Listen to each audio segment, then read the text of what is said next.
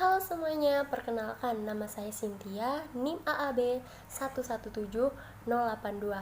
Saya mahasiswa dari program studi Pendidikan Bahasa dan Sastra Indonesia Universitas Palangkaraya. Di sini saya akan menjelaskan tentang drama, teori, dan praktik pementasan. Itu dari buku Dr. Suroso MPD. Baik, di sini kita langsung masuk ke dalam materi. Pada bab 1, drama sebagai karya sastra dibagi menjadi 3. Pertama, drama dan konflik kehidupan. Kedua, struktur drama. Ketiga, unsur pembeda naskah drama, fiksi, dan puisi. Dari ketiga poin tersebut, saya akan membahas tentang drama sebagai karya sastra terlebih dahulu, baru saya akan menjelaskan ketiga poin tersebut. Drama sebagai salah satu genre sastra yang memiliki kekhasan dibandingkan dengan genre lainnya, yaitu puisi dan fiksi. Drama memiliki kekhasan dari sudut pemakaian bahasa dan penyampaian amanatnya. Pemaparan bahasa dalam karya sastra drama berupa pemakaian petunjuk, lakuan yang menggambarkan suasana dan penggunaan dialog para tokoh. Dari segi isi pesan, penulis drama mengisahkan kehidupan manusia dengan berbagai persoalannya. Drama sebagai karya sastra secara struktural memiliki elemen tokoh, jalan cerita, latar, tema, dan amanat. Persoalan yang muncul dalam teks sastra drama berupa kejadian sehari-hari atau reproduksi dari kisah-kisah yang sudah ada seperti mite, legenda, sage untuk digali persoalannya dalam konflik antar tokoh dalam naskah. Tema penulisan naskah drama biasanya diperoleh pengarang dari kesaksian hidup, penggambaran realita hidup, bahkan persoalan politik, sosial, dan budaya yang dialami pengarangnya. Pesan yang disampaikan penulis naskah drama terhadap kehidupan bertujuan untuk memberi informasi, mendidik, memberi hiburan, sekaligus mengkritik persoalan yang terjadi di masyarakat. Sekarang kita masuk ke poin yang pertama, yaitu drama dan konflik kehidupan. Persoalan yang dihadapi dalam naskah drama adalah konflik manusia berupa lakuan yang tercermin dalam dialog dan petunjuk lakukan. Materi konflik dialami dari kehidupan, yaitu hubungan antar manusia, hubungan manusia dengan alam, dan hubungan manusia dengan Tuhan. Kisah perjalanan manusia dan berbagai peristiwanya adalah materi konflik drama sejak lahir dan mati, kawin dan cerai, melakukan kejahatan dan hukuman, perang dan damai. Sedangkan temanya berupa keberanian dan kepengecutan, kesetiaan dan pengkhianatan, keserakahan dan murah hati. Emosinya berupa kemarahan, cinta, benci, ketakutan, dan kenikmatan. Dasar dari materi naskah drama adalah konflik, kehidupan dengan kisah awal konflik, dan penyelesaian. Hukum drama menurut Ferdinand Bruyère berpokok pada kisah protagonis yang menginginkan sesuatu dan antagonis yang menentang dipenuhinya keinginan.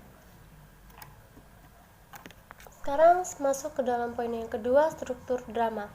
Menurut Waluyo, struktur drama terdiri dari: pertama, penokohan dan perwatakan; kedua, plot atau kerangka cerita; ketiga, dialog; keempat, setting; kelima, tema; keenam, amanat; ketujuh, petunjuk teknis; dan yang terakhir, drama sebagai interpretasi kehidupan. Jika dipilah dalam struktur fisik dan struktur batin, struktur fisik berupa tokoh, alur, latar, dialog, dan teks samping. Sedangkan struktur batin adalah tema dan amanat. Penokohan dan perwatakan. Penokohan erat hubungannya dengan perwatakan. Watak tokoh akan terlihat dalam dialog dan petunjuk lakukan untuk petunjuk samping. Jenis dan warna dialog menunjukkan watak tokoh tersebut. Berdasarkan peran terhadap jalan cerita, terdapat tokoh protagonis, antagonis, dan tritagonis. Dan sekarang kita masuk ke karakter tokoh. Karakter tokoh dibagi menjadi 3, yaitu ciri fisik, ciri psikis, dan ciri sosiologis.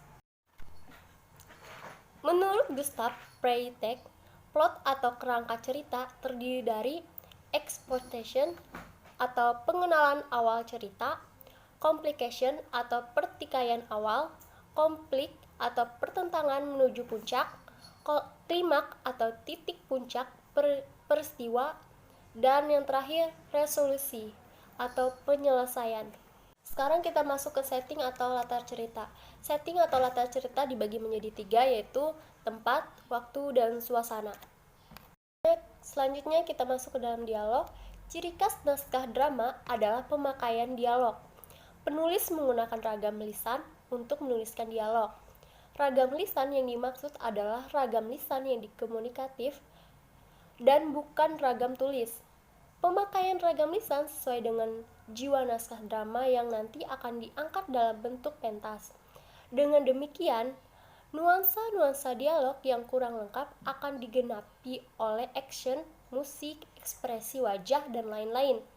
Jiwa sebuah naskah akan nampak jika dipentaskan.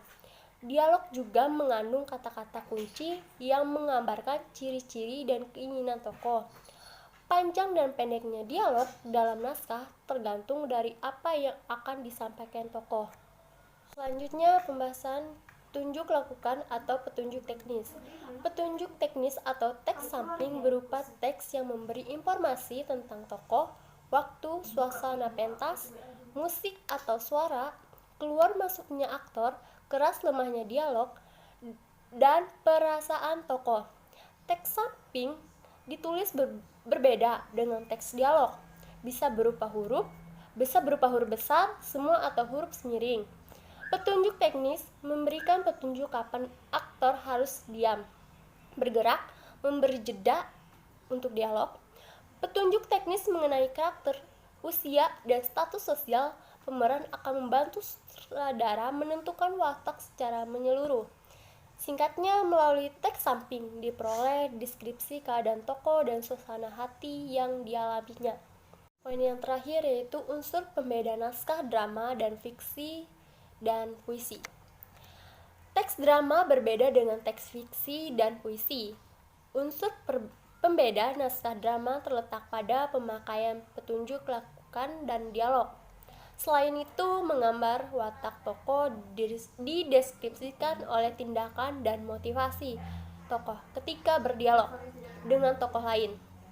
Bahasa teks drama cenderung lisan, seperti orang berbicara. Teks fiksi bersifat naratif dalam mendeskripsikan tokoh, latar, dan jalannya cerita. Pikiran dan tindakan tokoh digambarkan secara naratif.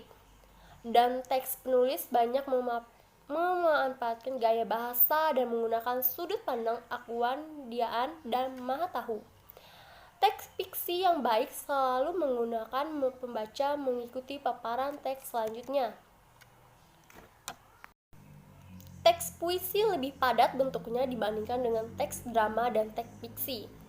Teks puisi menggunakan diksi atau pilihan kata yang bermakna padat, bahkan menimbulkan tafsiran memultimaknakan.